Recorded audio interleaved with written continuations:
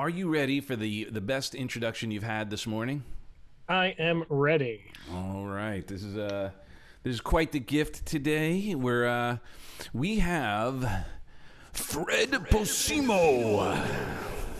Even in his early 20s, Fred Posimo has a perspective of the world different than most others. As a martial artist instructor at the young age, his mind became infused with philosophies of growth, personal development, and self-improvement. Today, he takes what he's learned and shapes it with the world. Whether Fred is speaking from stage, writing his next book, or streaming a video, he's always sharing his message. Make money and have fun. As an investor, speaker, author in the Philadelphia area, Fred Posimo is constantly pursuing daily growth as an individual and always accessible as a friend. So, welcome, Fred. How are you? Let's give him a hand. Yay. Dude, Doug, this is so cool. I literally, it's funny you mentioned the best intro this morning. I think that was the best intro of all time. Well, I appreciate that. The way you make your voice echo, I'm sure that must have taken you years to master. It's an interesting thing in the throat here that makes that possible. So I first of all thank you so much for sharing your most valuable asset, your time, your wisdom, your knowledge, all of those resources.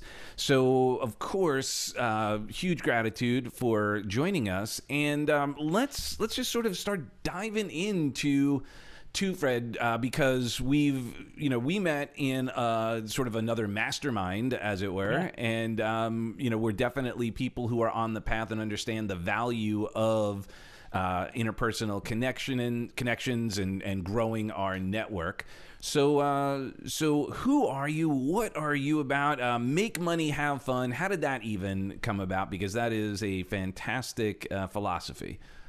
Oh man, so it's funny. I'll give you kind of the abbreviated version of the story. So for me, it all started with books. When I was about 17 years old, I started training martial arts, like you mentioned in my intro there, when I was 7. And so at Wow. 17, I kind of felt like I was worth more at that time. I was like, I think I'm worth more than just 2 45-minute classes a week at this martial arts school. I have 10 years of knowledge in this. Let me pursue it.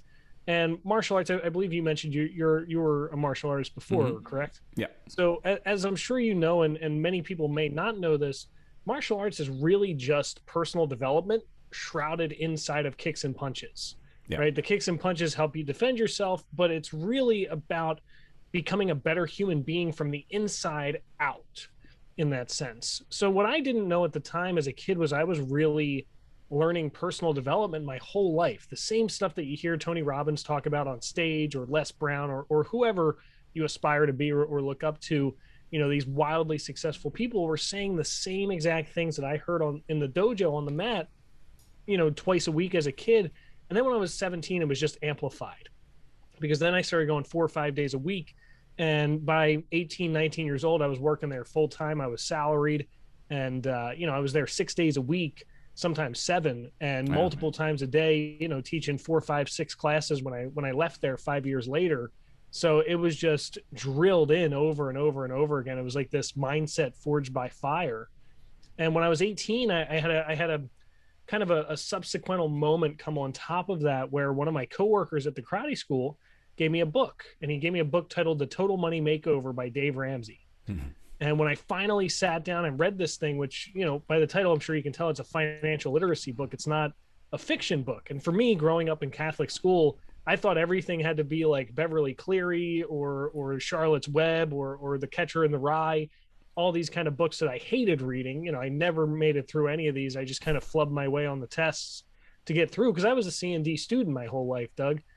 And when I saw this book, I'm like, this is interesting, because it's a different topic. It's a different thing. And it seems like it'd be fun to learn. So when I finally got myself to read through it, 4 or 5 weeks later, after I talked myself into it, I only knew 2 things at the end of that book, Doug. I knew, one, there's something else out there.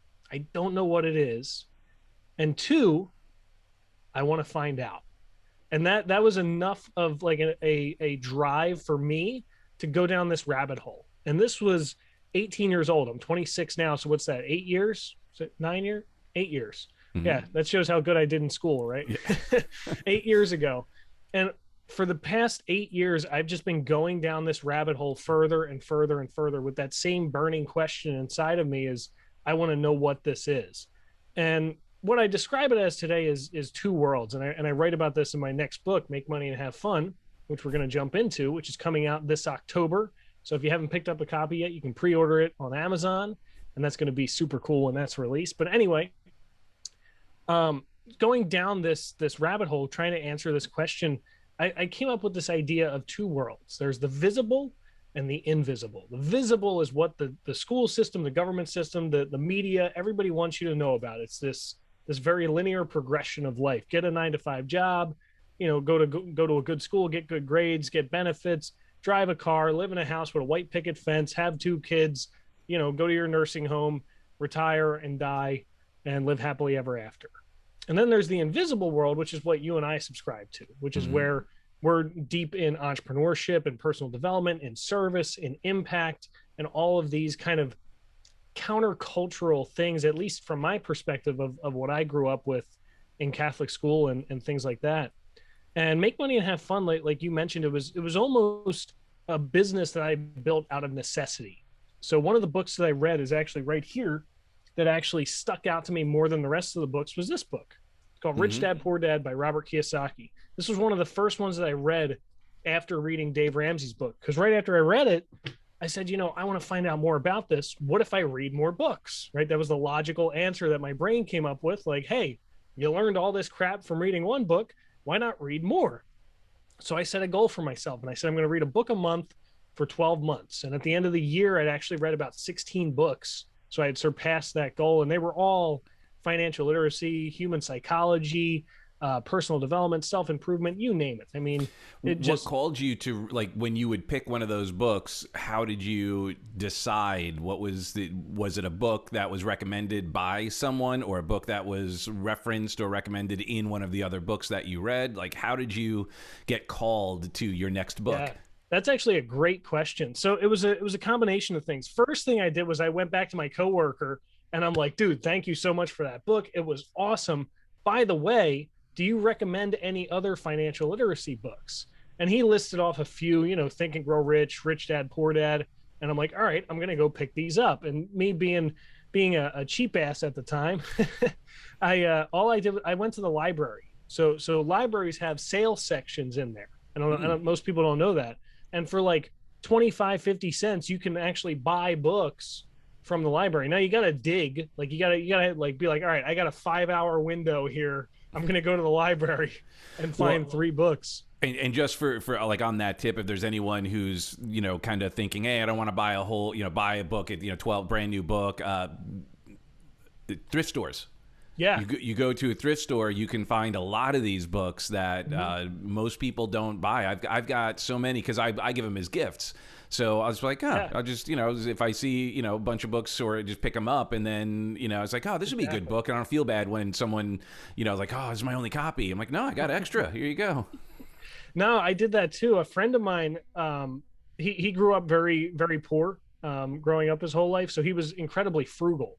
So I learned a lot of like sales tactics from him and negotiations and all that kind of stuff. It was the worst shopping with him. It was terrible. I went food shopping with him once. It was like a 6-hour like marathon at Giant. I'm like, okay, I'm never shopping with you again. You saved $20, but you lost like, $5 grand. I lost in time. half a day. I'm like, dude, it's dark out. Like, let's go home. But he referred me to a store. If anybody's local to Philadelphia, I don't know, who's watching us, but in Philadelphia at 2nd and Market, there's a store called Book Traders, and it's literally a book thrift store. The only thing in the only thing in the store is books, and the most expensive one is maybe $8 in there. So I went there a lot. He and I went downtown quite a bit. I'd come home, I'd have 6-7 new books and stuff like that. So that was kind of my little cheat code for buying books. But yeah, same, exactly what you said. First I went back to him. Then I looked in the books, and the books reference other books. I listened to podcasts, and they would reference a book and this and that. And eventually I like kind of figured out the top books, How to Win Friends and Influence People, Rich Dad, Poor Dad, the 10X Rule. Think and Grow Rich, Awaken the Giant Within. The other thing was I looked at people. So I knew a lot about Tony Robbins because my boss at the karate school would often show me videos of him. Because a lot of the things that we talked about were literally, we just would take his teaching, amalgamate it, instead of being like, oh, the number one key to success is, we would make it the number one key to being a black belt is, and say the same exact thing that he's saying.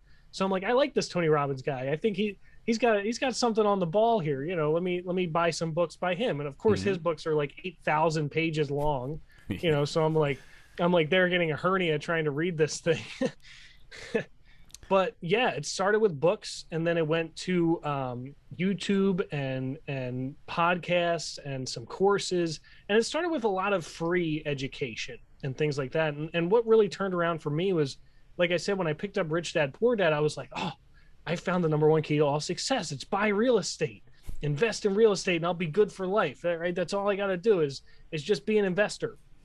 And when I was 22 years old, I joined basically an investment school, right? It was a place to teach people how to become entrepreneurs, how to become real estate investors, buy a bunch of real estate, become rich, and live financially free. That whole dream. It was unaccredited, so I can't technically call it a school, but basically it was a school. So we met up every week. We had videos that we watched, a whole online curriculum and course and stuff like that. And I started going through there, and I mean, I took control. Immediately I grabbed the microphone, because I'm like, hey, if I can teach karate for 5 years, I can talk to these people as well. They're not as intimidating as a 7-year-old kid. Like I can make this work. And within a year, I bought my first property. 6 months after that, I bought my second one, and then about 3 months after that, I woke up in Las Vegas, Nevada. I was at a seminar. And I was, learning and growing and getting more education. I woke up and I took out my laptop and I went online, and I realized at that moment that I had $57 in my bank account and to my name. And I was like, this is not that good. And I mean, for me, I didn't know what to do. So I went outside. I went outside. It was early in the morning. My roommate, who I was crashing with in the hotel room, wasn't even awake yet. And have you been to Las Vegas, Doug? Of course, yeah. I imagine you have. Speak there several times a year. So for those of you that haven't been there, Las Vegas is very sprawling. It's just a huge open wasteland of nothingness until you get to the Strip. So walking around outside in Las Vegas is not ideal, right? Every street is 16 lanes. It takes you 45 minutes to cross the street. It's insane out there.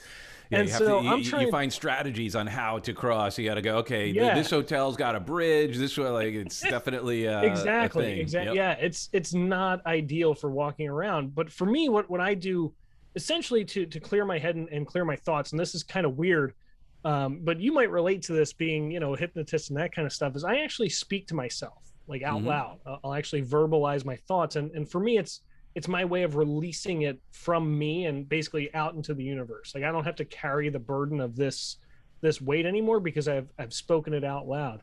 And so I'm doing this in Las Vegas, Nevada. I'm walking around just looking like a crazy person, just speaking out loud. And people go, here's a crazy person, here's some money. And you said, no kidding. Yeah, that's the story. Now I'm a millionaire. I did that to 1 million people. They all gave me $1, and bada bing, bada boom.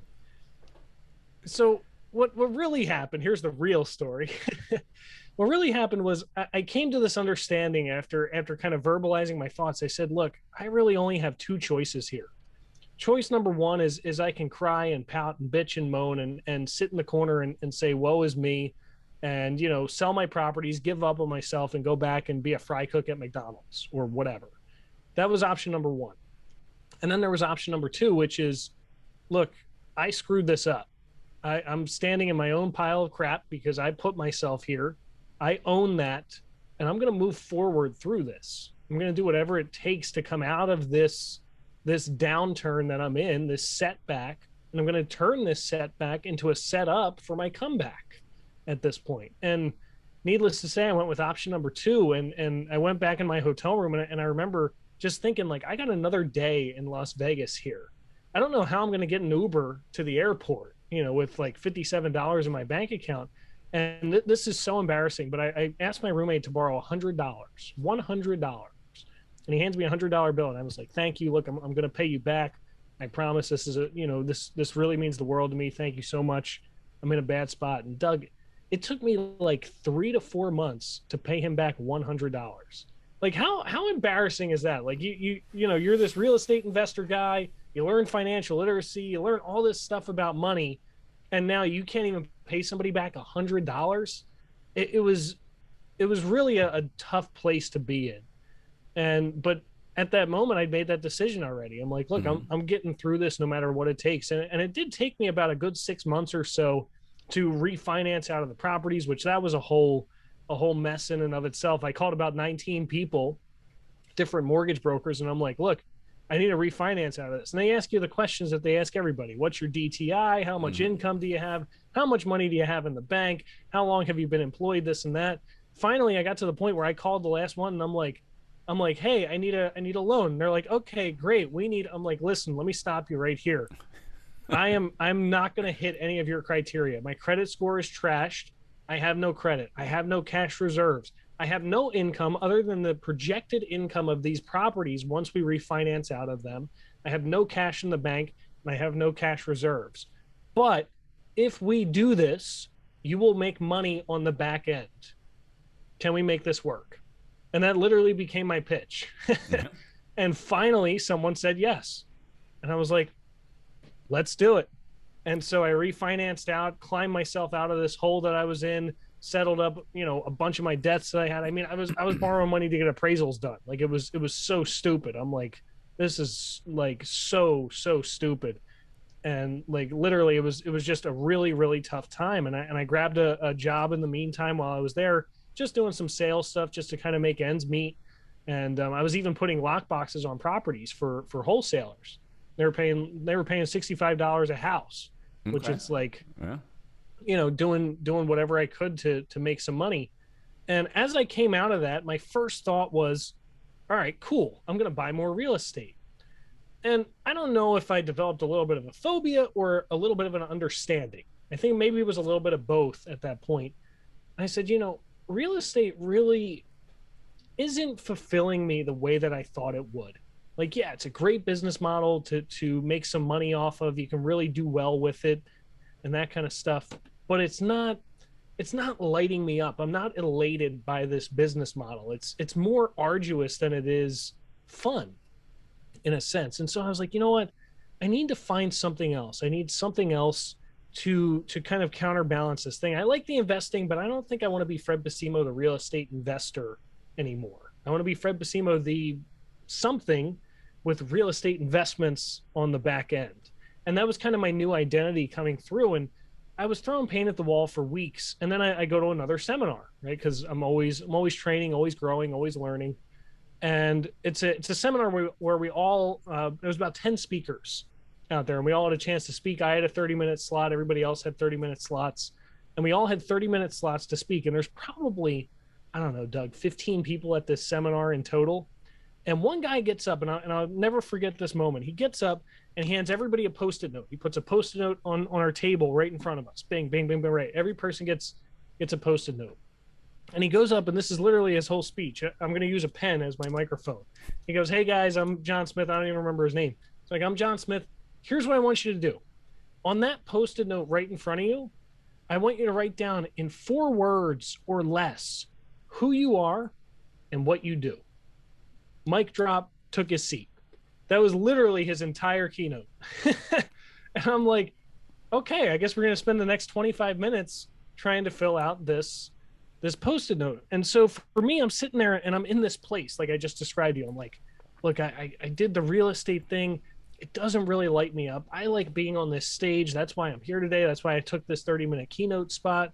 I want to do something with speaking, something somewhere, 4 words or less. I don't know. How the heck do I describe this? Speaking on stages somewhere with real estate investments in the background and doing this and that. I'm like, man, I don't know what to do. So the first 2 words that popped up on this Post-it note were make money, because I'm like, I spent the last 8 years studying finances, studying money, studying investing, learning about how money works. So I think that no matter what I do, it's going to be based in that somehow. And the next 2 words took me forever. like literally I felt like it was an hour that went by before I could figure out the next two words. And I'm just sitting there and I'm like, making money isn't enough. That was the thought that went through my head. I'm like, there's a million and one financial gurus out there. What am I going to do? Just jump into that red ocean and try to, be like, my product's better than yours because it's pink or whatever, whatever product differentiation I'm trying to make in there. So it's got to have something different, something more fulfilling to it, because I chased the money for years, Doug. I'm like, I went after the money. I was like, this is where the money is. It's in real estate investing. Let me go find it. But money isn't enough, right? I wasn't fulfilled, and I went underground, and I lost it all, and I had to rebuild, and I'm still not totally fulfilled with this real estate thing. So what if there was more to it? What if money wasn't everything and there was another half to this bridge, in a sense? And it was like, fulfillment and just kind of all these words floating around in my head. And then somehow it just popped up. I was like, what about have fun? Make money and have fun. And I literally wrote it. It's right here on this Post-it note, right? Make money and have fun. And you see, I use the ampersand as end. So it is technically still only 4 words. Fair enough, right? But I wrote this down and I was like, I kind of like this. And me, I'm very active on Facebook. So I went on Facebook immediately and I wrote something like, hey guys, Fred Posimo here, just making money and having fun today. And that post got a bunch of engagement. People were jumping in. Yeah, loving it. Awesome stuff, man. Thumbs up, heart, all that kind of stuff. And I'm like, there's something's happening here. So like 2-3 days later, I put another post up. Hey guys, happy Monday. Fred Posimo here. Go make money and have fun today. And that post got a bunch of engagement too. Then I made a third post, and this time something interesting happened. Instead of it just getting engagement, people started to associate me as the make money and have fun guy. And now it's almost like a running joke. Like people, if I have a conversation with somebody and the words make money come up, they just jump in there like, and have fun. Yeah. And it's almost like this corny cliche kind of a thing. And I was still scratching my head at this point. I'm like, can it really be this simple? And this was the straw that broke the camel's back for me, Doug. I had a call with my now good friend, Dr. Greg Reed, who I was looking up to at the time as an influencer and someone who inspired me. And I jumped on a Zoom call with him. And I said, Greg, look, here's the thing. I told him the story that I just told you. I said, I want to move from being a real estate investor into kind of like a author, speaker, coach, consultant kind of world. And Greg's like, okay, great. You need a name and a hook. And so we spend like 25 minutes throwing paint at the wall. Then I go, wait a minute. Greg, what do you think of this? What do you think of make money and have fun? And as soon as I said it, his eyes lit up. And he's like, hold on one second. And he goes on Amazon and he looks up and he's like, nobody wrote a book called Make Money and Have Fun yet. And so he comes back and he's like, that's it. That's your title. I want you to go on GoDaddy right now and buy the domain. And we go on GoDaddy and it's a premium domain. Make money and have fun. It was $300 for the domain, and I bought it right there. So it was like $300 premium. Wow, that's actually really good. It's not the 30,000 when you're like, oh no. This is actually funny. So first I looked up make money, have fun without the end in the middle, and that was like 12 grand or something, like outrageous. And I'm like, Greg, we got a problem here. And he's like, well, how did you spell it? I'm like, well, I got rid of the end. He's like, put the end in there. And then the one with the end was $300. With the end or the ampersand? Is it? Can you use that in a it's in a domain? A&D. Okay. You can use the ampersand. I just went with A&D because I think more people would type that. Yeah. What I'll probably do is I'll buy the ampersand and then redirect it. So anybody who's watching this, if you buy it before me, you could sell it to me for like $10,000 afterwards. There you go. Well, hold on. Got it. Sorry. Yeah, that's the story. It all started with a Post-it note, and it just grew from there. I really was the first test subject of Make Money and Have Fun, the first student. Love it. You're a little out of focus. Gotta. Oh, what am I doing here? It's put your hand up front, like kind of there you go. Now bring it back. Should straighten it out. Oh no, it's not doing it. Yeah, my camera doesn't like me. Yeah, it'll come around. Man, you shared a lot. I want to unpack some of it. One of the things that you shared, because the one of the messages that we want to get across is that all is not lost, right? When we've hit rock bottom, that it's just a season, it's an opportunity, it's a growth opportunity, right? So let's go back to that moment where you've got your $57 and you may have some net worth and some assets, but you don't have cash. Right. And you're like, man, and the other thing that's really instructive that I think is important that people recognize and notice these patterns of successful people is you took personal responsibility. You didn't blame, you didn't, say, well, because, so-and-so screwed me or, XYZ. You took responsibility. Knowing what you know now, like, were there any lessons that you learned and now are you teaching that could have avoided getting in that position in the first place? Sure. Like, what was the lesson there beyond taking personal responsibility? Because that's huge, right? That's, so important. But, the next step is doing something about it. What did you learn and what from that are you teaching? So if you're out there taking notes right now, write this down. Never underestimate the importance of your income. One of the things that I missed in my study of financial literacy is different kinds of money. And I actually created a YouTube video around this on my channel. And the title of the video is Why You Will Never Be a Millionaire. And, obviously it's clickbaity. It's a little bit of a hook in there. But the idea of the video is most people have this goal and they say, I want to be a millionaire. I want to be a millionaire. I want to be a millionaire. And they wake up every day. I want to be a millionaire. I want to be a millionaire. And you ask them one simple question and they falter. And that question is, what kind of millionaire do you want to be? And most people don't even know that there's different kinds. So like you said, I was really in a position at that time where I was in many ways house rich and cash poor. I had underestimated the importance of my income.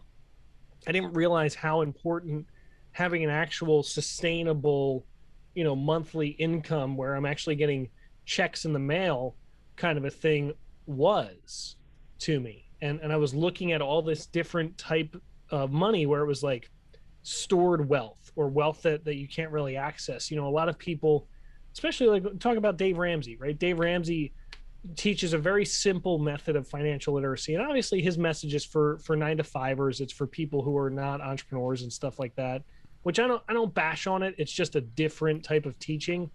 But I think people need to get that distinction because those strategies and what he teaches apply mostly to that mindset. It's not the entrepreneur. It's definitely the average, W-2. The best way I can describe it, and I always tell people this, is Dave Ramsey will teach you how to financially keep your head above water, but he will not teach you how to swim. That's kind of like the best way I could figure it out, is like, and he subscribes to this plan of kind of deferred wealth, right? A lot of people think in terms of like this someday, one day I'll have money plan. I just sock all my money away in a safe, basically a vault that I don't know the combination to or that I can't get into until I'm 85 years old and, broke and decrepit. And then I'll have, $18 to my name at that point, and that's a bit of an exaggeration, but that was sort of what I was doing with real estate was like, I had this equity. And that was one of the most frustrating things, Doug, is like, I'm sitting here and I'm like, dude, I got 2 freaking houses and I can't pay my bills. Like what is going on? This doesn't make any sense. And I was smart enough at the time, you'll love this. So I kind of robbed from Peter to pay Paul at that time. I had 2 tenants that were paying out of like 5 or 6 that I was supposed to have paying. Another story, another time. And, I had to take them to court and evictions and all this kind of stuff. Like it was really fast learning lessons for this brand new landlord. But what I did was every time those 2 tenants paid me, I paid my credit cards first and then I paid my bills. So right. I never had a 30-day late on my credit cards. And that was a really smart strategy by me to do that because I never had delinquencies show up on my credit cards at that point. So I kind of just circled the money really quick. It was like it was in and it was out. But the real problem, and here's the other problem, something that I learned about debt is that debt is neither good nor bad. People talk about good debt and bad debt. Debt is neutral, right? Debt is a tool. Think of it like a hammer. But so is money. Money's just a tool. Exactly. And debt in particular, a lot of people are afraid of it, because they listen to somebody like Dave Ramsey who cuts up credit cards on stage and he's like, and you always have to paint an enemy with whatever whatever business you create, right? Whether it's the governments, the banks, the school systems, debt, whatever it is, you always have to have a good guy and a bad guy, right? This protagonist and this antagonist, Luke Skywalker, Darth Mm-hmm. Vader, right? Thanos, Avengers, whatever, right? All that kind of stuff. Same thing in business. And so a lot of financial gurus or financial pundits paint debt as the bad guy in their business model. And I think that it leads to it's misleading for a lot of people who subscribe to that. And what I learned is that debt is not the problem. Negative cash flow is, right? Having debt isn't a bad thing, but if you have $10 in debt and you're making 9 every month, now you got a problem, right? Mm-hmm. If and I always tell people are like, oh, they're talking about big real estate deals with me. They're like, oh, well, if I do this, I'm going to be $1 million in debt.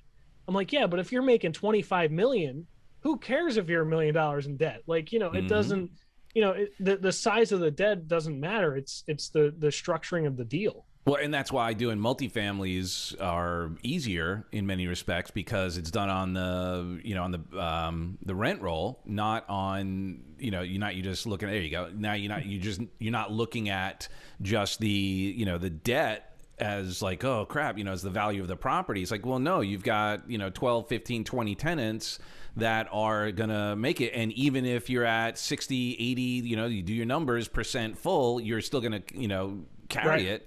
The lenders are like, yeah, I have no problem with this. This is gonna work. We're all gonna make money here. Exactly. So it's definitely a mindset shift that you really need to have. But to your point, there are the people who have that naturally. They do that sort of understanding, that research, like you and I and the people in our circle who do the research, surround ourselves with people who are in that mindset.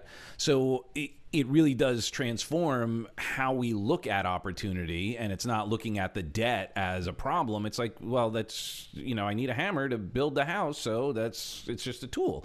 Yeah, and I think that really is one of the reasons why I was able to refinance out of both of these properties, is because they looked at the asset and they're like, wow, like you got the right number, they're producing the right amount of income, based off of a projection at that point, because I had to kick most of the tenants out and that sort of stuff. Which by the way, I would never inherit tenants again. Would be my biggest thing, or I would release them if I did. Yeah. I've recently learned that lesson as well. Yep. At first it's like it helps make sense, because you're like, all right, it's already cash flowing. Yeah, I'm like, I'm buying a business that's making money. Why would I stop the gravy train? Yeah, I don't have to renovate. I don't have to do anything. It's basically, and definitely not the best strategy. And the really cool thing is that second house that I bought, I still have that today, and it's cash flowing me about $2,000 a month now, which for real estate is pretty decent. I mean, it's a quad, it's a 4-unit building, and I got it fully filled up. I switched everything around. I got all the gas heat is gone because that was slicing me up in the winter. Oof, one boiler on a building like that, it's like, oh yeah, just pull my pants down and kick me as hard as you can every winter was basically what happened. But I converted everything to electric, so that thing is it's a shiny penny at this point. And I think that's what a lot of people see in real estate. They see this, I woke up this morning and I had $600 in my bank account from one of my tenants, but I always remind people, I bought that house in 2018. Today, it's finally cash flowing at the level that I had anticipated when I bought it. But it was like 3 years of what do I need to do to make this work? And so, that's always like, for me in my head, I'm like, is it really passive income? Really though?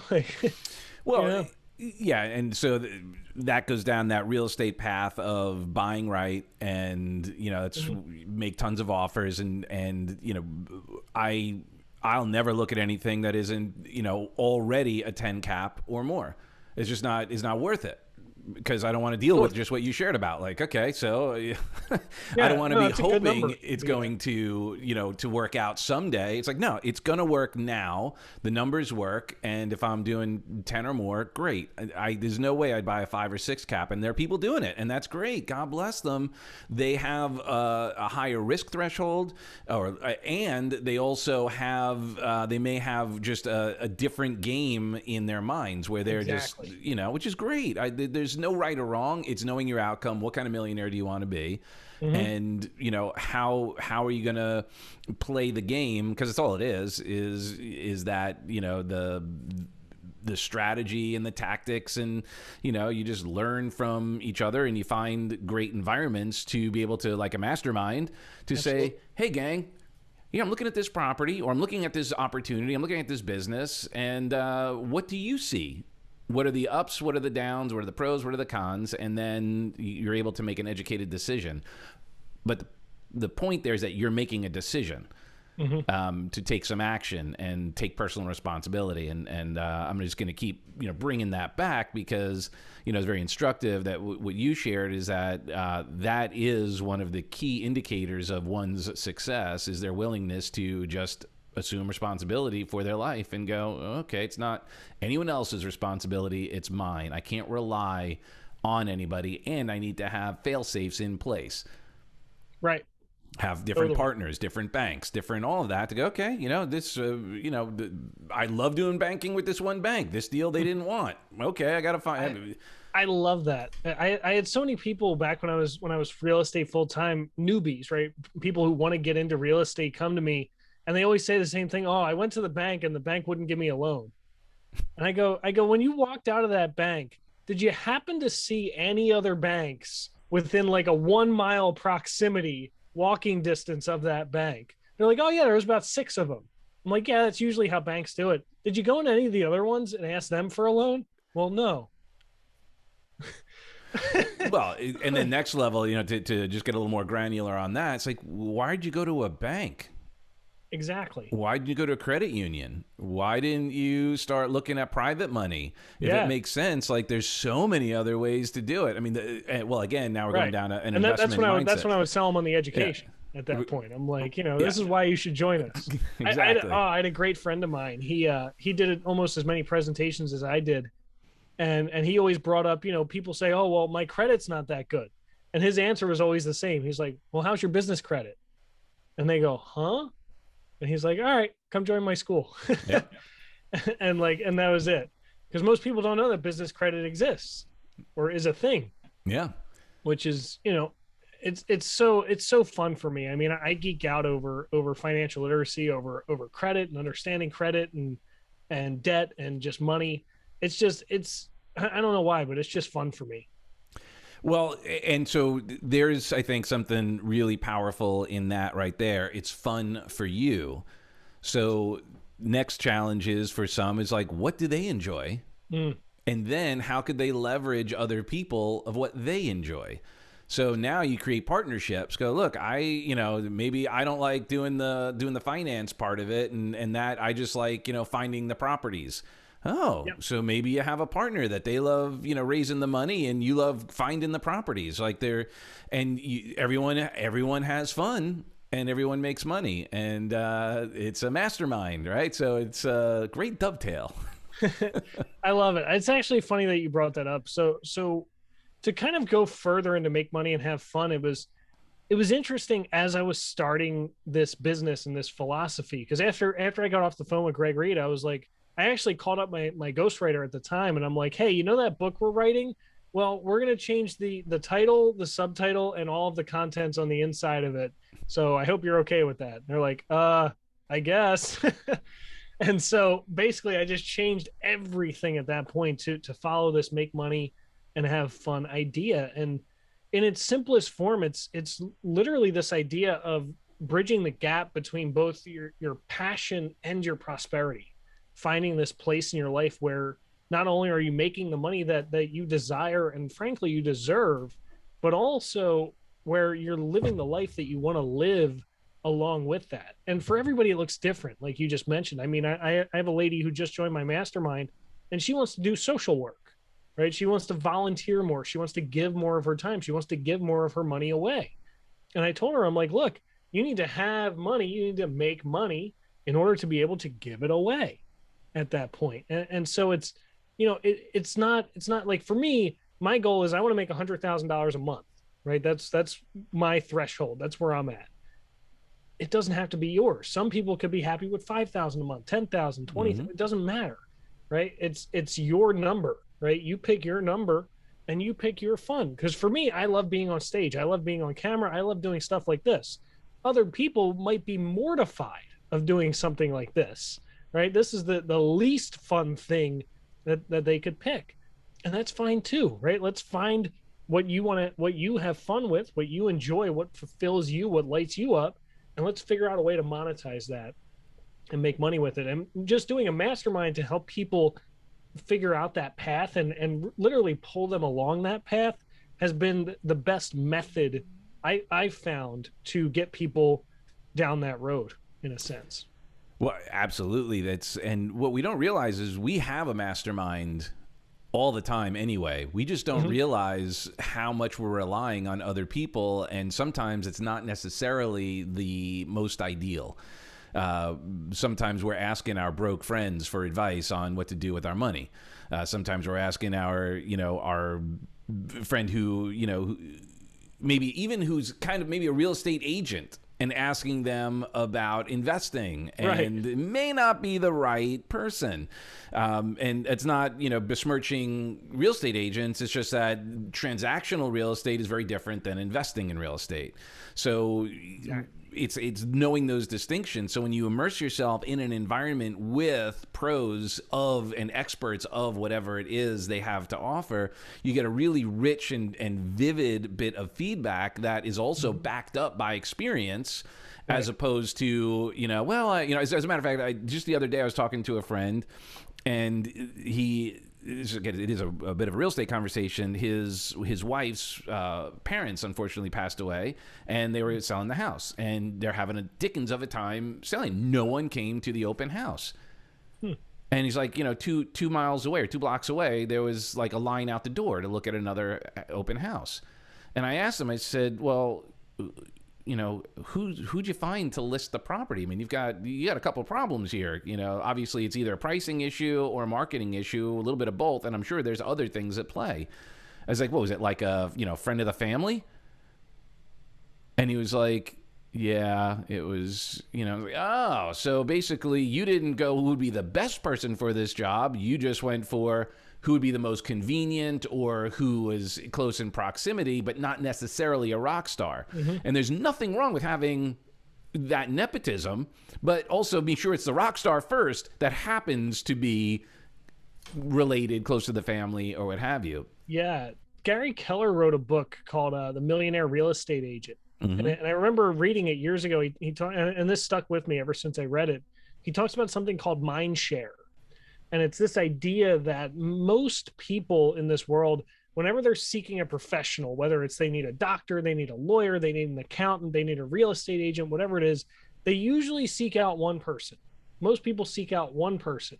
They call one, they call one listing, right? I open up a Yellow Pages or whatever you're, go on Google, first person I see. Hey, Sally Lou, I need to sell my house. Okay, great. Bye. Right. And that's it. And that's the person in their mind share. Now, every time they go to sell a house, that's the only person that's going to pop up because it's the only person they know. Some people, there's a smaller percentage will go to 2, maybe 3 people. And they'll say, hey, I'm going to call Sally Lou and I'm going to call John Smith, and I'm going to compare the 2 of them together and see which one I like.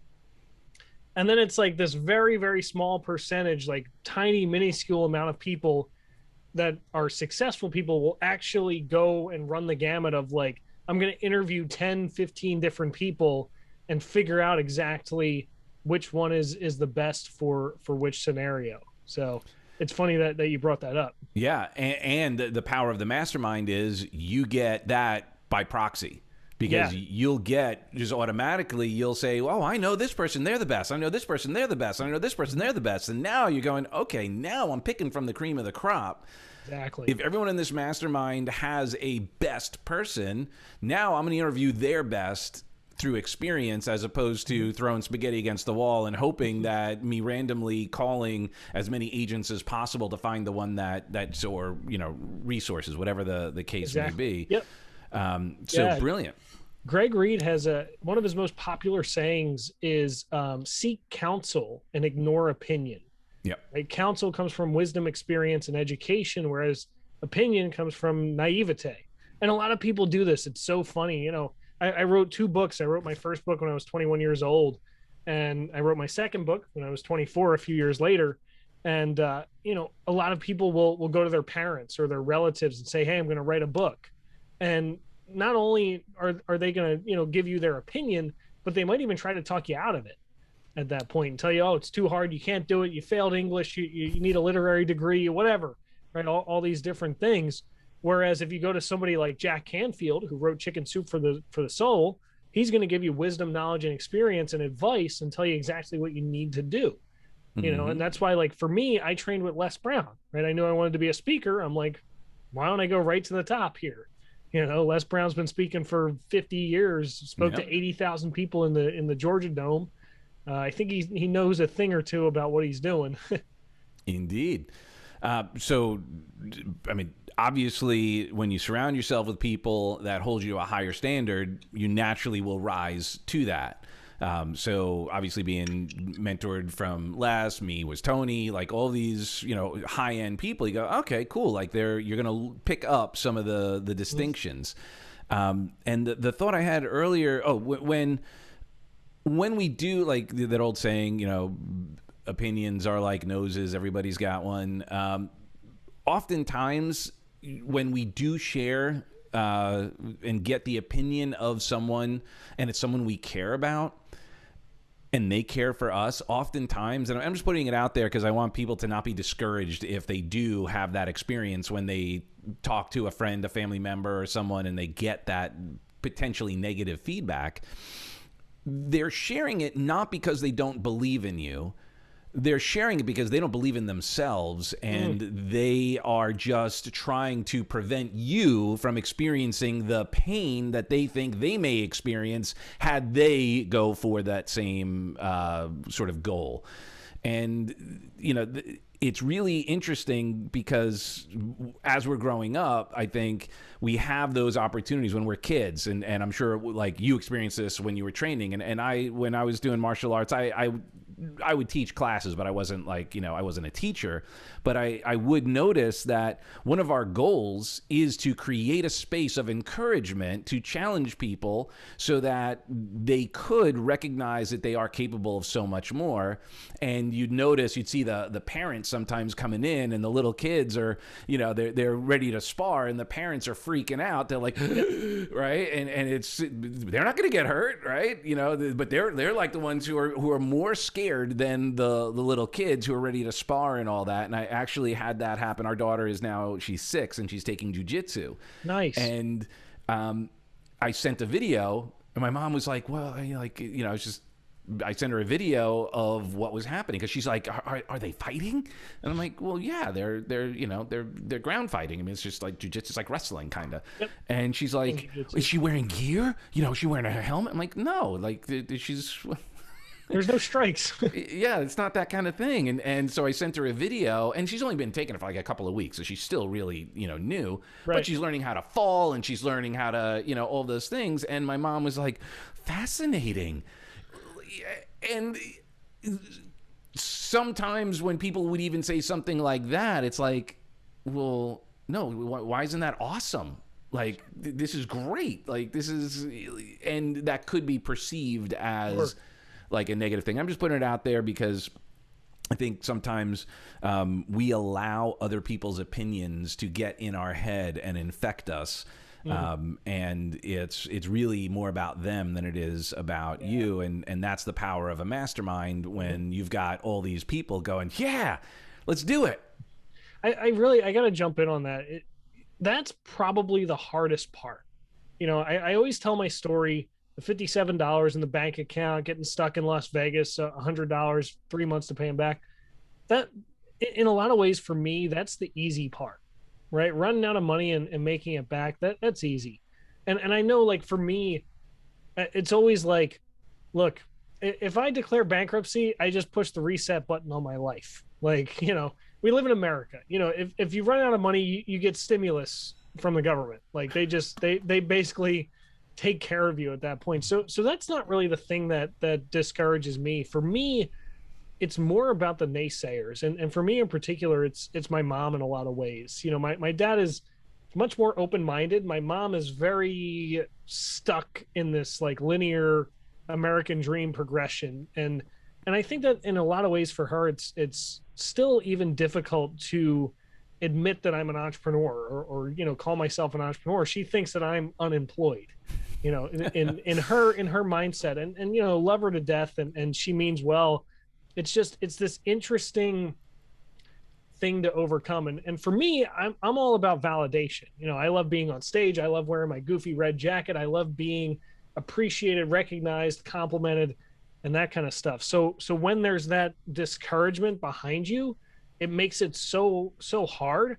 But for me, I've always just taken that and turned it into motivation. Mm-hmm. It's like I still have like the dream in my eyes of just coming here and being like, look, I made it. Like it's together now. It worked.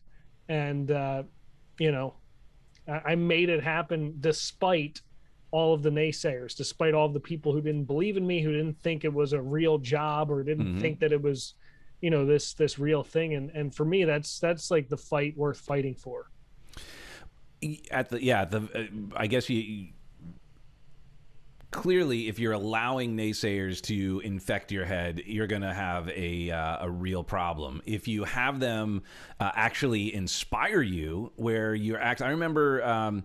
I think it was like him or hate him, was when Dr. Ben Carson was going for president. He was running for president, and someone, I don't remember what the question was, what they said, but they pointed out all this negative press, all these horrible things that people were saying or about him, and he was like, "Well, better to have people saying something about you than nothing at all." And really, what he was saying was that when you're taking massive action, when you're being bold, when you're being self-expressed, when you're being authentic, when you're challenging the status quo, the average person, the status quo liver, not liver, your liver, but like the person who's living, will oftentimes, out of their own insecurity, use that as a sort of a thing to point out, and it's, everyone's an expert when they have no experience, it seems, right? And there's that interesting balance, because also, what if it comes from someone you care about, like mom, dad, brother, sister, your best friend? One of the things that Tony Robbins shared and was that resonated with me, and I live this, is love your family and choose your peers. I like that. So look, I got my family. I gotta love them. I do love them. And what I do is consciously put myself in an environment that my peer group, the people that I seek counsel from, that hold me to a higher standard, that is a conscious choice. And I'm going to insist that my environment is one that is challenging me to greatness, not justifying or buying my BS. Yep. And that's again where we do it two ways, right? We do it naturally, and meaning naturally, we have our group of friends, the people we hang with. Then we also put ourselves and challenge ourselves, joining masterminds, hiring coaches, going to seminars where you're going to meet new people. I mean, I've got friends, I've been in the personal development world for over 2 decades, and I've got friends around the world that I just met at events, that are just like, we just became great friends. And these are people that, like attracts like. Exactly. So the cool thing for me too, is I realize that it starts to take on a mind of its own. I started this mastermind at the beginning of this year, and it was really an experiment to see if it was going to work, if people were actually going to show up, if anybody actually cared to be there. And within the first 2 weeks, I was like, oh crap, I just created a real business, didn't I? and it's been so amazing, because everybody in that group, I feel like now, is almost business partners. We like, hey, I got this, you got this, we're missing these voids for each other, let's partner up and let's do this together. Hey, I got this, and it just is taking on this life of its own at this point, where people are coming in together, and there's just a synergy and a collaboration. And like you said, fill the room with people you have respect for, not influence over.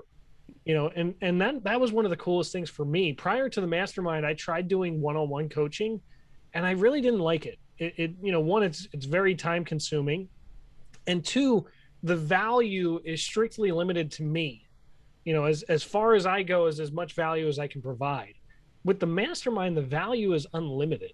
And I tell people that. People call me and they say, "Hey, do you do coaching?"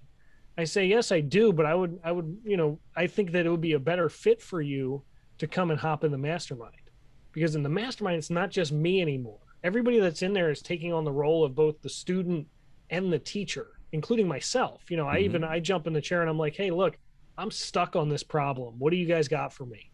And I walk away and I'm like, holy crap, like, what is going on? And the other thing that happens, Doug, which is really cool, is you might not even be involved in the problem and the solution, but you still hear something for yourself that you're like, that works for me too. I never thought of that. It's 100%. Amazing just being in that room around those people. You and whoever are discussing a problem, and I'm sitting there and I'm like, man, that'll probably work in my business as well. Let me jump in here, Yep.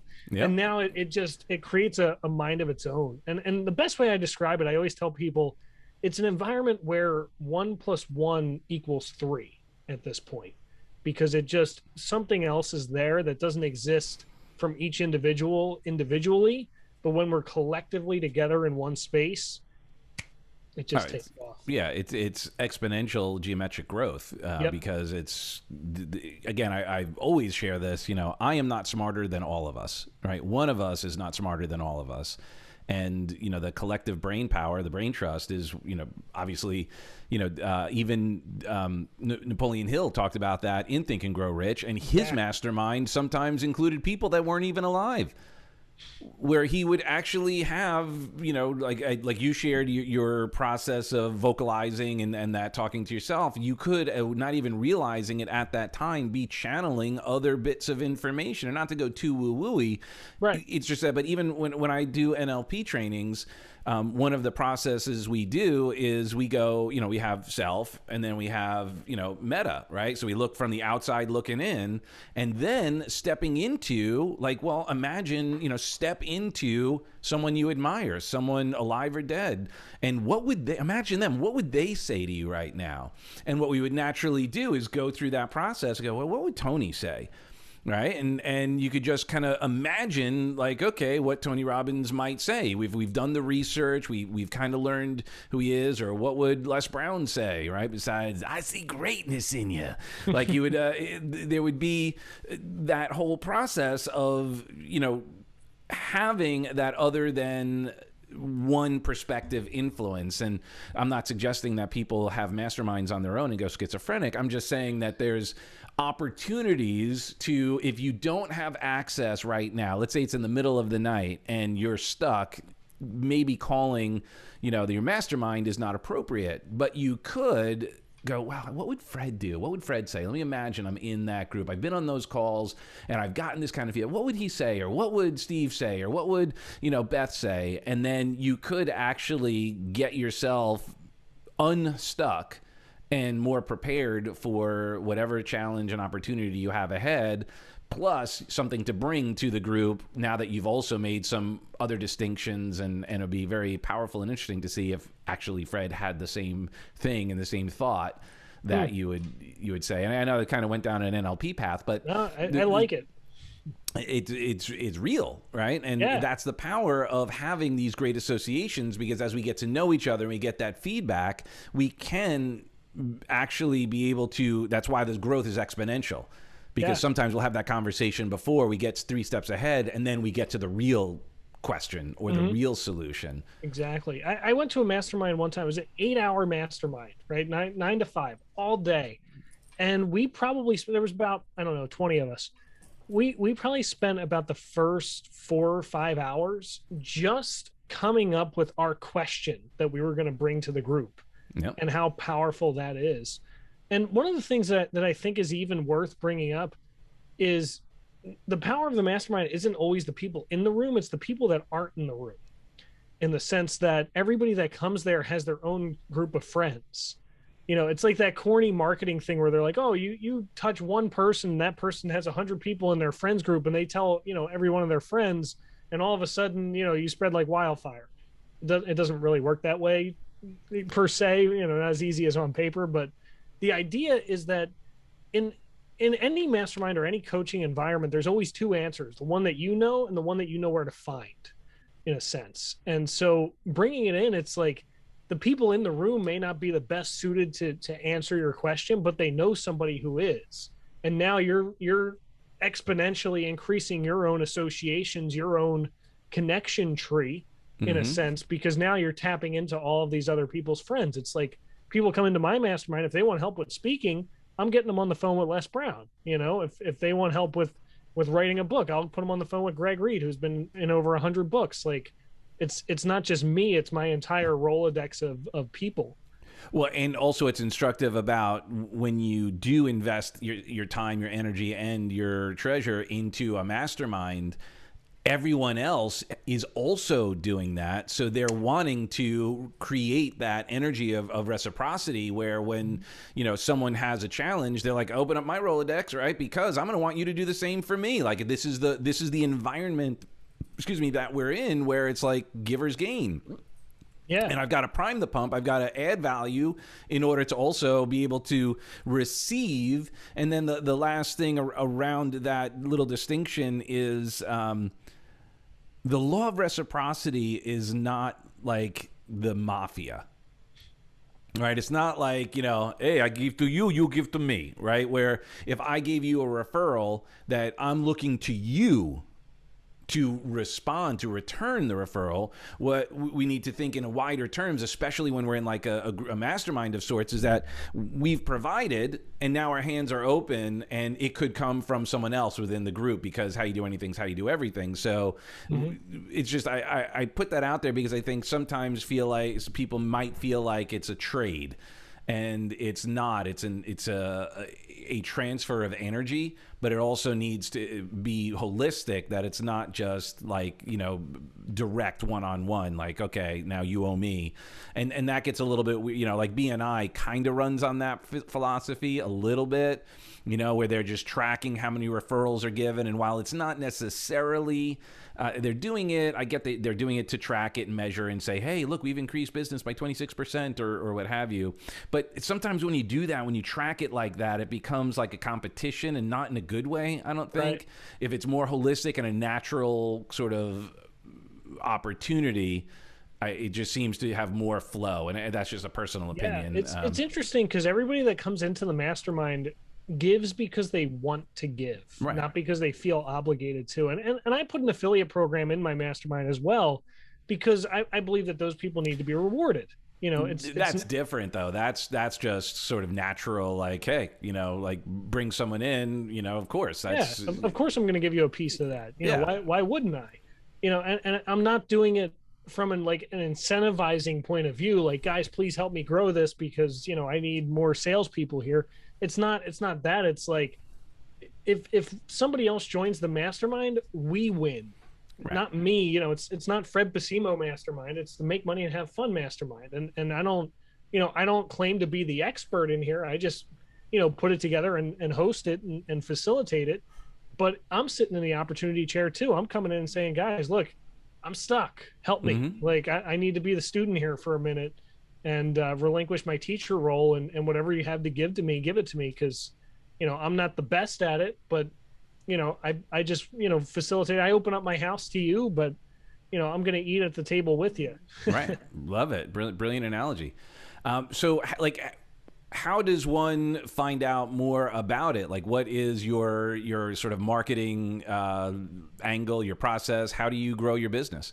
So for me, it's been really amazing that it's been growing, because right now it's just me. Like, I'm literally solopreneuring it, which solopreneur, by the way, is just a euphemism for salesperson. Right. Yeah. It's like, I got to feel better about myself. So I'm not a salesperson. I'm a solopreneur. Yeah, you got to sell something, dude. Like, Yeah. get out there and kill something, will you? But I mean, I've just had people coming in left and right. So what I do is Tuesdays. Today is Tuesday. Hmm. Tuesdays at 6 p.m. Eastern time. So that's Eastern time, whatever coast you're on. It'll be that time. I do a free webinar. It's absolutely free. It's 100% a value add. You know, I don't really, I don't really pitch anybody in it or anything like that. I talk about whatever I have to talk about that week. Mostly all of it is relating to making money and having fun, because that's my philosophy, my business, and that kind of stuff. And then what I also do is I invite people back. My masterminds run right now at 7 p.m. on Tuesday. So I do the value add, the webinar for 1 hour, and then jump right into the mastermind afterwards. Anybody who hasn't been a part of it, I invite them out for one free seat in the room. So I can't actually bring you to the table with us, but I can bring you in the room, and you basically are just a fly on the wall, kind of see us, see how we interact with each other, see if you like the vibe, if you like the mood, if you like the people. And then, from there, we'll talk about bringing you on if you want to, jump in and be a part of us. So the easiest way to get in touch with me or to get started with any of that, if you go on Meetup, you can find the webinars, or you can just text me. Text me is the easiest way. So my phone number is, are you ready? 215-596-1515. So that's 215-596-1515. So if you text me, that goes right to my cell phone. That's my direct line. It doesn't go to virtual assistants or a program or anything like that. It literally comes right to me. Just shoot me a text. Say, hey, I heard you talking with Doug McGurk. I saw that you had a better jacket than he had on, and I wanted to ask you about your mastermind. There you go. Love it. And so, I mean, what a simple and elegant strategy, right? So you add value, and then I love the fact that you're giving someone a sort of a deeper dive into it to just get even a deeper sense of it, where you wouldn't necessarily have, okay, well, the webinar was awesome, and then I signed up for this program, and then I was like, this is different. This is not what I was expecting. So it's kind of a great try before you buy strategy. Yeah. I've found that, a lot of people when they actually like experience it, and look, in the free seat, by the way, I want to bring this up. We don't hold anything back. It's not like I call the members ahead of time and they're like, hey, Doug's coming in to sit in the room this time. Let's keep all the top secret stuff secret this week and not bring it. We're pulling the curtain back. Yeah. Right. We're in there. We don't go live on Facebook with the mastermind intentionally, because we're taking off the gloves and we're going full out, right? Like, this is the pads are coming off, and we're telling you what you need, not necessarily what you want. I mean, I've had people in there that have cried before. I've had people in there that yell at each other and stuff like that. And not that it's just a shit fest where we're just yelling at each other the whole time, but it's that sometimes you need that accountability. You need that person to come by and kick you in the ass and say, dude, what are you doing? Like, get this together, man. And it becomes that sacred ground in a sense. And we pull all that back for you. Like, we don't hold anything back. We don't pull any punches just because someone new is in the room. Like you see us real, you see us raw. And that's how we are every week. It's not an act that we're putting on just because you're there. And how long is the commitment? So I do 6 months. So Okay. it's a 6-month mastermind. It's $2,500 for 6 months. If you want to be a part of it that way. And I think that 6 months is a good amount of time to move you and to actually, grow you into stuff. Some people jump on for a year at that point, but it's, I like the 6-month commitment. I think that works best. Yeah, I would agree. For things of that nature, you need that time to build a relationship, build the momentum, kind of also be really willing to, the more you get to know someone, clearly, the more comfortable you're going to be to get vulnerable, to, get real and not pose, because we all do it. When actually, believe it or not, a new statistic came out, even for CEOs, and that means so this is going everywhere. One of their biggest fears is the imposter syndrome. That they're not as good at whatever it is they're doing. They're going to be found out, and that goes back to, like, have you done Landmark Forum or any of those trainings or gratitude? So it's funny. I actually haven't done Landmark, but people hear me talk all the time, and they're like, "Oh, you went through Landmark, didn't you?" I'm like, "Nope." Yeah, I mean it's a great program. I've done with over I my plan on doing 30 it plus years. eventually. It's a great program, but one of the things that they do talk about in there is that one of our deepest fears is sort of being found out. And then Tony, the way he frames it is that you're not enough, right? It's all the same. Again, so many ways you could draw a square, right? All the Yeah, books that you've read, I'm sure, you saw the consistent messaging through training versus personal development, Yep. um, It's interesting that that you bring that up because I kind of feel it in the mastermind. It's like the first 4 to 6 weeks ish, people are like coming to the opportunity chair and they're like, I don't know, I want to make more money, and they're putting like this really low level problem out, and then by like the 7th or 8th week, they like go deep and they're like, you know what, I trust you guys enough, I like you enough, and I feel secure enough to actually give you my big problem. And we're right. like, didn't we just spend the past 6 weeks working on a totally different issue, and now you're bringing this up? And it's like that interesting shift Yeah. that happens after a little while. Yeah, and so I think that yes, 6 months is fantastic for something like that, and what you'll find is a lot of people will continue it because it's such a valuable group, right? So again, what we find is It that even exceeded my expectations of it. Yeah. I didn't think anybody was going to show up. And now here I am with like 10 or 12 people showing up every week. It's crazy. I think, by the way, that's also super instructive that you did something, you were willing to get vulnerable yourself, put it out there, and see what happens. You're building the plane while flying it, and that's where a lot of entrepreneurs get stuck.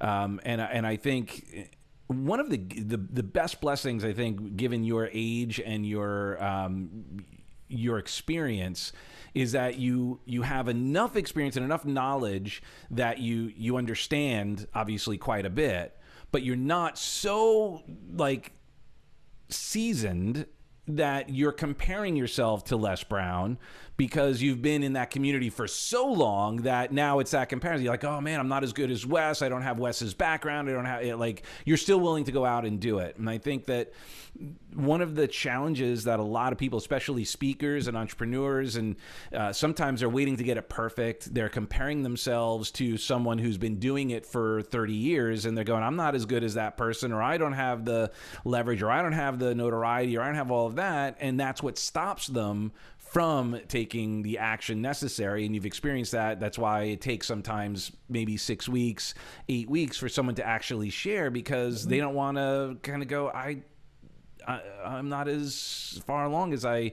want people to think. And again, this is going down a whole other rabbit hole of the dance of imposter syndrome and fake it till you make it, and all of those things that we hear, and how to do that balance to make it work, which you've proven that you went in there was a party, I can't believe people joined it, right? So but you still did it. Yeah, and it was funny because my plan was, I was like, all right, 2021, I'm going to start a mastermind the first week of January. I'm going to reach out to my friends, everybody who I think would be a good fit that could fill that role of teacher and student. And I reached out to about 8 or 10 people, and I said, hey, I think you'd be a great fit. I'd love to have you come by, and we're going to do it for free for 8 weeks. And I told my girlfriend, she's like, what are you, nuts? Like, you're bringing these people in for free for 8 weeks. I'm like, you don't understand. Like, I'm building a relationship with these people. It's not just, and then, at the end of the 8 weeks, I'm like, hey, if you guys want to continue, I pitched them on the program, and about half or so of them bought it from there. And then, I was like, look, I'll pay you for bringing people in. They start bringing people in. I'm bringing people in. And it's just, it's this geometric growth. I mean, I had a friend of mine in the mastermind. This was really cool. So my first ever mentor in the real estate school that I joined, the guy who brought me in, joined my mastermind. So it was like, he used to be my mentor in real estate, and now he jumped in my mastermind, and he texted me yesterday. He's like, hey, I want to help you run your mastermind. Let's bring in this third guy, mutual friend of ours, who was another mentor of both of us, who has a big audience and stuff like that, and see how we can kind of synergize and make this thing grow and work. And so he has some idea. So we're jumping on a call this week, and it was just so amazing to me to see like everybody rally behind this thing. I know I had just left my job, or, was let go of my job because it wasn't an entrepreneurial position, right? I I wasn't in there, full on, and I was trying to build this thing. And just to see it grow over the past 3-4 months has been just absolutely amazing. It's so cool. So cool what's happening in there. Love it. Awesome. Well, I mean, obviously that's the key to success as well is taking action, right? Mm-hmm. Just I mean, Nike gives it away. Just do it. Now, obviously, you've got to have some outcome, some goals, some vision to do, which clearly you had. And that's really something that's what the Mastermind helps kind of drill down. So let's just shift over to your book, the Make Money, Have Fun, and Have Fun. That's the book that you're writing right now? Yeah. So I wrote my first book right here when I was 21 years old. Right. So this book was actually really funny. I went to a jiu-jitsu seminar and phenomenal instructor, absolutely ridiculous. Brown belt, tapping out black belts as a brown belt. Like, he was phenomenal, and even better instructor than he was practitioner. At the end of the class, he goes, "Hey guys, thank you so much. Let's all bow out. Hey, by the way, I wrote these 2 books. If anybody wants these books, come grab me. They're $10." And my jaw literally hit the floor. I'm like, huh? What? You mean someone without a literary degree, without being an author, can write a book? And so I went to him and I'm like, "Dude, how'd you do it?" And he's like, he talked about Create Space, which was what KDP was before they rebranded it and named it, that kind of stuff. And I'm like, "Dude, no way. Like, you ain't going to be the only one that writes a book here. I'm writing a book." And so this book was written for 2 reasons. One was because I wanted to prove to myself that I could write it. And 2 was I felt like I had something to say. All this training in the martial arts, all of this personal development, kind of mindset stuff, everything internal. I was like, this is a message that the world needs to hear. And I wrote that, and it's a basic book. It's on Amazon. It's nothing crazy, couple pages. A few years later, I wrote my second book, which this was a collection of blog posts that I wrote for about 4 years, 3-4 years.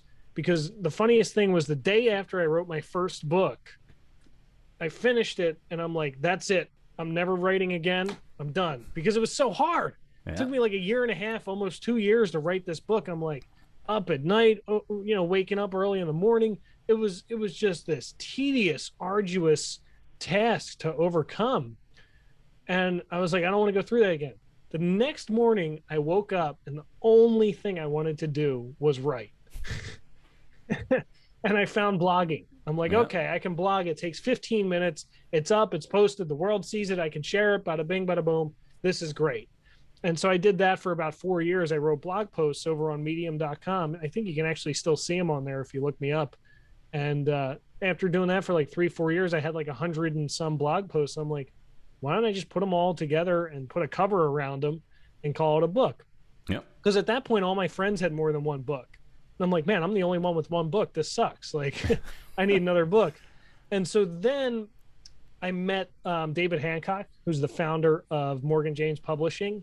And I was like, you know what? I want to write a real book, for the first time, something that actually is on bookshelves, that actually goes through a publishing house and put some money behind it, get a ghostwriter, all this kind of stuff.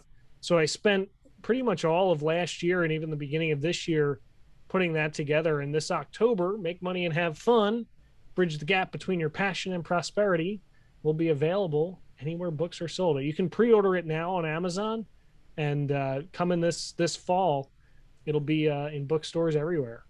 Awesome. Congratulations. So I'm really excited about that. That's going to be like the book. Everybody has their one book. Grant Cardone has the 10X rule, and Robert Kiyosaki has Rich Dad Poor Dad. Like, that's what I'm planning on with this book, is like making it into something that actually works. Beautiful. Love it. So what, a couple things there as well, just to unpack, so that people also just see, the personal responsibility, taking action, getting results. So the fact that you took your blog posts and turned it into a book, what a great strategy, because a lot of times people get overwhelmed, just like you share, like, oh, write a book like this. I don't even know where to start. And you get into a whole conversation around that. But if you just start sharing some information with consistency, next thing you know, it just adds up. And then you're like, wow, not even 3 years later, a year later, you could have a whole book and be able to build off of that. And the other thing that you had shared, and I've done this as well, is you are part of a system where you're bringing in authors and you only have to contribute a chapter. So I did it with Jack Canfield and Johnny Wimbry and Les. So I'm in a book called Multiple Streams of Inspiration, and that was my start in that. And it's great. You get to be a co-author with other brilliant people, and it primes the pump. And then what happens is with me, that chapter that I wrote kind of became one of the chapters in my book Under Construction, which was, a real book, and Simon & Schuster, HCI, all of that. And not to say similar to you, but like when you go in the bookstore, right? It's pretty cool. Like to go into Barnes and Noble I'm waiting for that moment. Yeah, that's great. And that's not belittling Amazon. Amazon's brilliant because the information needs to go out there and so forth. Sure. I only did what I did I wanted to have that same thing, to be able to say, that little bit of credibility. It's like part of it is your ego, and the other part of it is actually like the businessman working.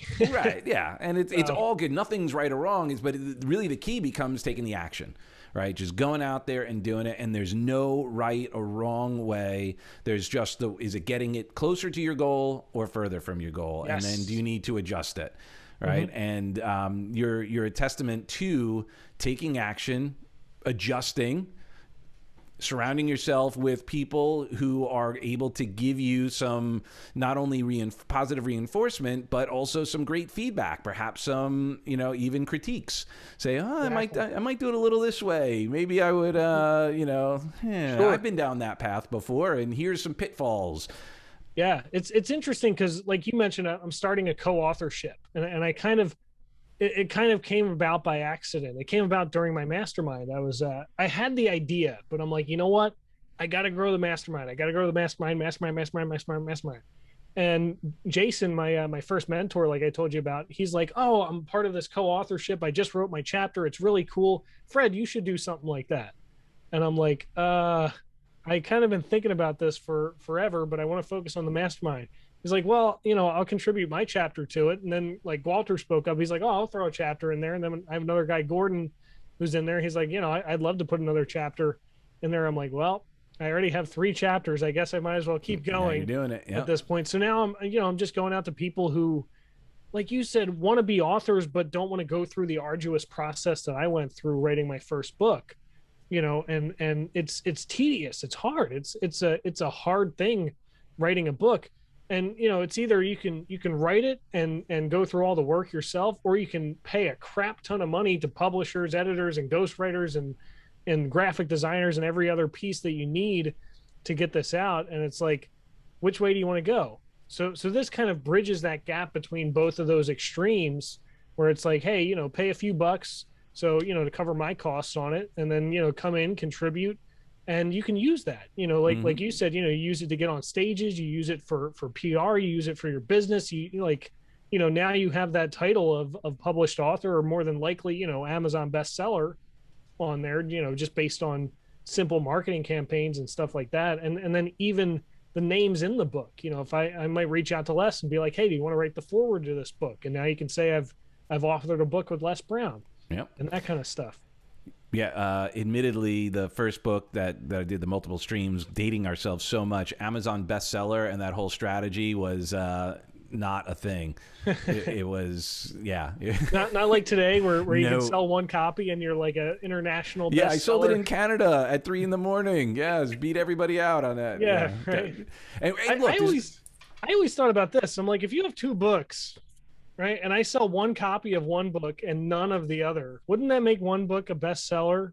Comparatively, yeah. Right? Like what the heck?